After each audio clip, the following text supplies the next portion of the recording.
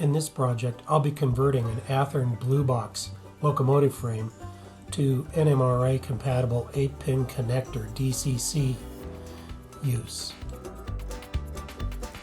I'll be converting this locomotive from electrical pickup via the traditional Athearn wiper and frame over to direct output from the truck themselves.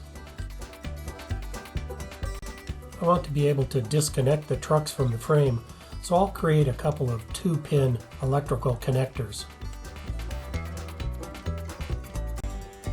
One note of caution about the Athearn trucks is they are not interchangeable. If you turn the truck to the other end of the locomotive, you'll pick up from the opposite rail. I've put the red wire to my right side of the truck on both of these trucks. I've drilled a couple of holes in the wiper tower on the rear truck and threaded through some malleable wire.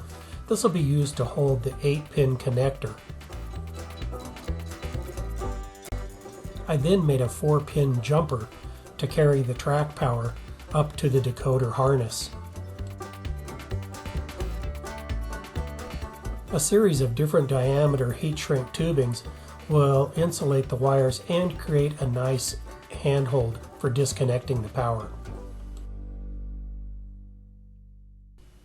With the heat shrink tubing in place, I'll mark the connector on one side with white and the opposite side with yellow to make sure I maintain polarity. By convention, Athearn has the bottom pole of the motor collect from the left side, or the frame, and the top of the motor collect from the right side, or the wipers.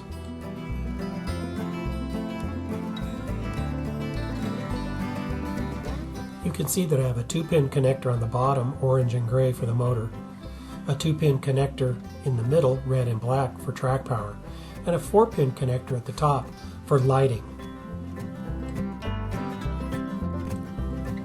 Here are all the connections in place and ready to go. The 8-pin connector is a little difficult to see on the far right side by the gear tower.